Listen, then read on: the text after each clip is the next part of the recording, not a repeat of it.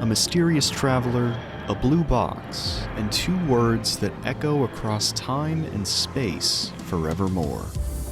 In 1963, Doctor Who first premiered on television and left an indelible mark on pop culture and science fiction. Thrown together by a scrappy but ambitious production team, the series was envisioned as a love letter to all the wonder and terror of the atomic age, taking viewers to alien planets and lost civilizations alongside the Doctor and his companions. Originally developed as an educational program for family audiences, Doctor Who would grow into a cultural phenomenon over its original run, producing an incredible 26 seasons before its cancellation in 1989. But even that wouldn't be the end. Through an impeccable mix of endearing characters, captivating stories, and a willingness to adapt behind the scenes, the series built an intensely dedicated following that would continue its legacy long after it left the air. Even after countless properties have built and iterated on its success, Doctor Who remains as timeless and iconic as ever, giving viewers young and old a window into a universe where anything is possible.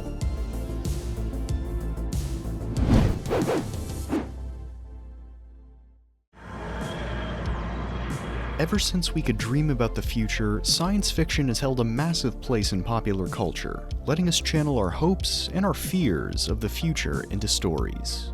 While the genre has roots dating all the way back to the dawn of literature, it would peak over the 20th century through the rise of industrialization and the post-war boom of the atomic age, with the awesome power of nuclear energy giving rise to creature features like Godzilla, alien invasions like The Day the Earth Stood Still, and high-concept adventures like Fantastic Voyage. It would be this sense of wonder and adventure that Sidney Newman, C.E. Weber, and Donald Wilson would channel into a new show for the British Broadcasting Corporation, replacing the old Saturday serials with something more modern and all-ages friendly.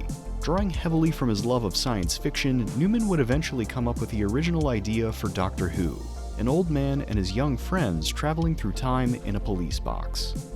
Up to the age of 40, I don't think there was a science fiction book I hadn't read. I love them because they're a marvelous way, a safe way of saying nasty things about our own society, Newman would reflect. I'd read H.G. Wells, of course, and I recalled his book The Time Machine. That inspired me to dream up the time-space machine for Doctor Who. I then dreamed up this senile old man to be the running character. He's fled in terror from another planet in this spaceship which lands on Earth in the form of a police box. However, this dim old guy doesn't know how to operate the machine, presses the wrong button, and they take off. And that was the idea. Unfortunately, the idea wasn't well received by BBC leadership, who saw science fiction as little more than cheap, kids-only entertainment. While the series was given the go-ahead for development, it was clear that the network's higher-ups were skeptical from the beginning. As such, Newman began putting together a team of outsiders for the show, including Verity Lambert, who became the BBC's first female producer, Waris Hussein, their first Indian director, David Whittaker, who served as story editor, and Anthony Coburn as lead writer. Working off of Newman's original pitch, the team rocketed ahead with development, starting with the heart of the program, its core cast. First appearing in the pilot An Unearthly Child, Doctor Who's main characters are heavily modeled on the archetypes of classic sci-fi serials. William Russell's Ian Chesterton and Jacqueline Hill's Barbara Wright play the parts of traditional heroic leads, brought by Carol Ann Ford's Susan Foreman into the mysterious world of the Doctor. Brought to life through veteran actor William Hartnell, the Doctor fills the archetypes of both creature and scientist, launching the group's many adventures and butting heads with Ian and Barbara, who he kidnaps in the pilot. Grandfather, let them go now, please. Look, if they don't understand, they can't hurt us at all. It's out of the question. Lovely guy. But while Doctor Who begins with the well-worn formula of scared humans meeting unknowable aliens, these characters evolve over the first 4 seasons. Early episodes like the Aztecs would hint at a lengthy backstory fraught with mistakes, while later episodes saw the Doctor's selfish, prickly exterior give way to a newfound compassion and a strong sense of justice. We cannot live with you. You're different. You've got no feelings. Feelings? I do not understand that word. Emotions, love, pride, hate, fear. Have you no emotions, sir? This evolution would only build over Hartnell's tenure, with the Doctor growing into more of a lead role as his companions became part of a growing supporting cast. Susan, Ian, and Barbara would eventually leave, replaced by more diverse sidekicks, including a pilot from the future, a handmaiden from ancient Troy, and even a space special security agent, whatever that is. Every companion brings their own flair to the series, but they're all united by the common thread of the Doctor's evolution as he grows from the mysterious outsider into his own twist on the heroic leading man. Despite a rocky start, the diverse group of minds behind Doctor Who had laid the foundations for a definitive sci-fi series. A generation of viewers were standing on the threshold of an all-new universe of imagination. All they had to do was open the door and step in. Just like its characters, Doctor Who's plots began firmly steeped in the tropes of classic atomic age sci-fi.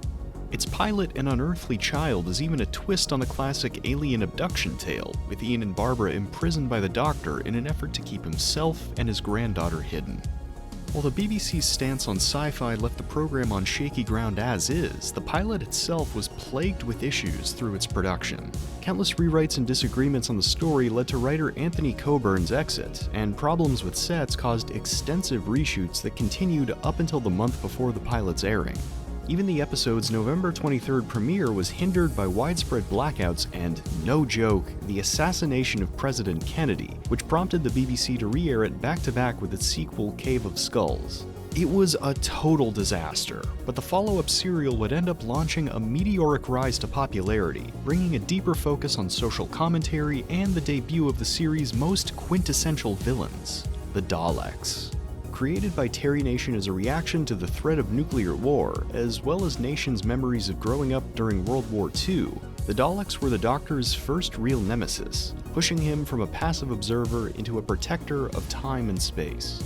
They were also a massive gamble for the program.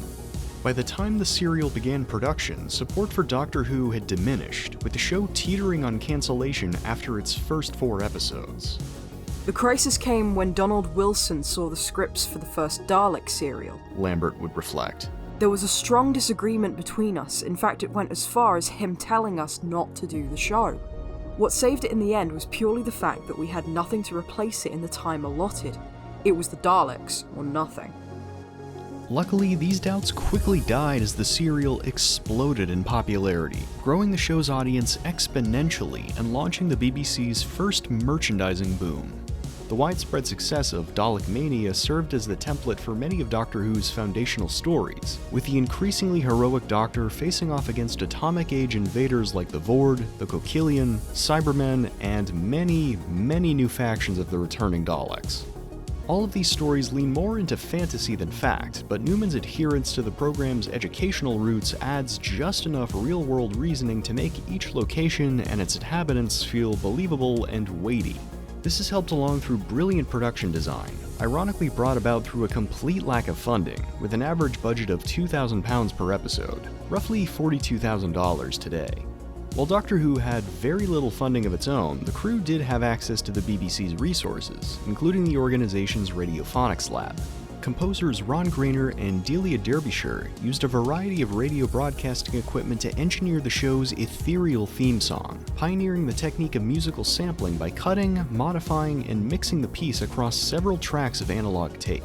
Sets and costumes like the Daleks' armor and the TARDIS's interior were cobbled together from household materials, and coupled with basic editing tricks to mimic the wonder and scale of bigger-budget sci-fi films. This inventiveness would give rise to some of the show's most iconic elements, including the many details that bring the Doctor's time machine to life, but it would also give Doctor Who the means to live far beyond what its creators imagined. By season 4, William Hartnell's health had begun to decline, leading to his eventual exit.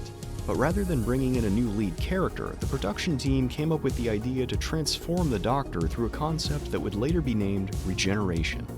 In a flash of light, Hartnell was gone, and Patrick Troughton emerged as the second Doctor.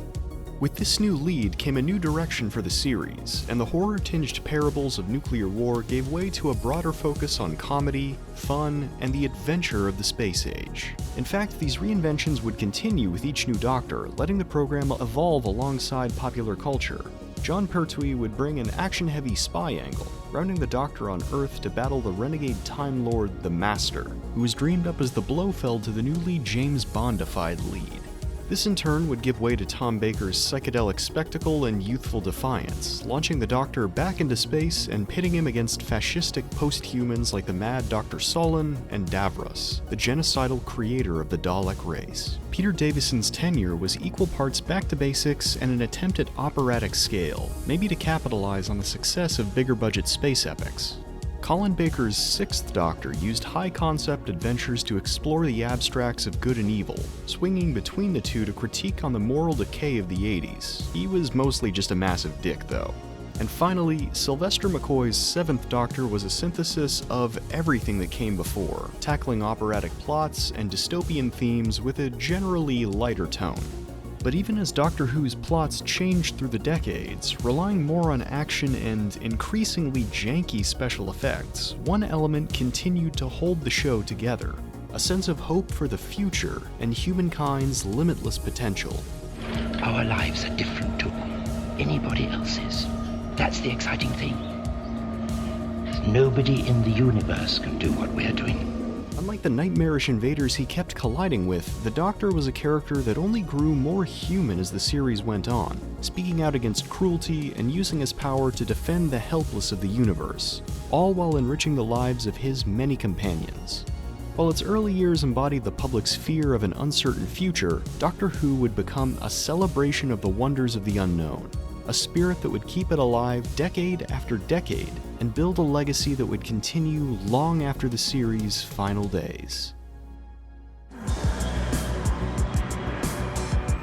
Arriving at a major flashpoint in television history, Doctor Who's overnight popularity made it an institution in British pop culture.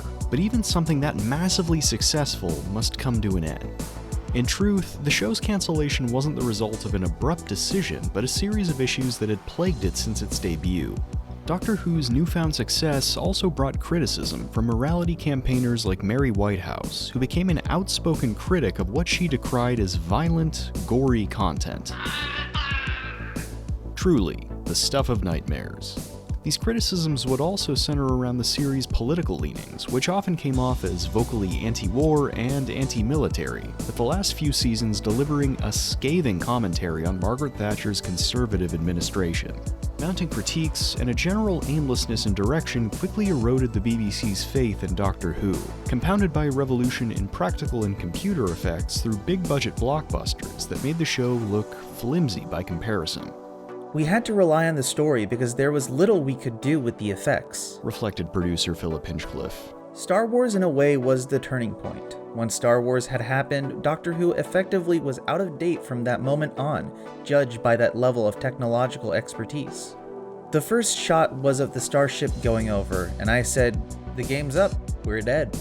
The effects weren't the only part of the series' production that had suffered due to shrinking budgets. Between the 60s and 70s, large amounts of the BBC's archival tapes and films were destroyed or wiped to make room for new projects. And while this practice was abandoned by the 80s, it still resulted in a whopping 97 episodes from William Hartnell and Patrick Troughton's time as the Doctor being lost forever. Doctor Who's troubles would only continue to mount through the 80s. Feuding between BBC executives and Colin Baker resulted in the Sixth Doctor's abrupt exit and replacement, and the show's broadcast slot was moved multiple times, which all but killed its remaining viewership. While Sylvester McCoy's take on the Doctor won over fans, mounting pressure from BBC leadership to remove the program eventually won out. In 1989, Doctor Who was put on indefinite hiatus, with BBC's head of series Peter Cregeen stating, "There are no plans to axe Doctor Who, but there may be a little longer between this series and the next than usual." Cue 4 years of silence, followed by one final special titled Dimensions in Time, which was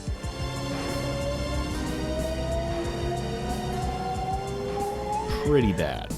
Despite the BBC's clear desire to move on from the series, Doctor Who was able to survive through its cancellation thanks to the passionate fan base it had cultivated over the years. The Doctor's adventures would continue through magazines and books like The New Adventures of Doctor Who, as well as a number of licensed audio plays. Even the program's lost episodes were given new life through fan reconstructions, paving the way for official restorations and showing the demand that would bring about the program's eventual return. Now approaching its 60th anniversary, Doctor Who's place in pop culture feels stronger than ever, with creators building on its vast history, giving representation and validation to an ever-growing audience and launching bold new experiments in sci-fi storytelling. Does it all stick the landing? Of course not. With a show this big, some ideas are bound to resonate more than others. But in an era full of reboots and remakes, too shy to break away from their source material, Doctor Who continues to blaze a trail into our shared imagination, proudly venturing into the unknown and beyond. Thanks so much for checking out my latest video. Doctor Who is a show I've been fascinated with for a while. I actually started watching when the show came back in the 2000s, and since then I've always wanted to dive in and really learn about all the history behind it, how it came to be, and how it changed over the decades the same way our relationship to sci-fi did. I'd definitely like to come back and look at the show's revival in a similar way. If you've got any favorite episodes or eras of Doctor Who, I'd love to hear all about it in the comments. If you like this video, please feel free to like, comment, share, and subscribe. Every little bit helps the channel out a lot. I'd also like to give a special thanks to The Comics Cave, Dom DeFelice, Kirk Ireland, and my patrons, who are helping me to grow this channel and continue doing what I love, and hopefully what you love too. Until next time, stay safe, stay healthy, and stay fantastic.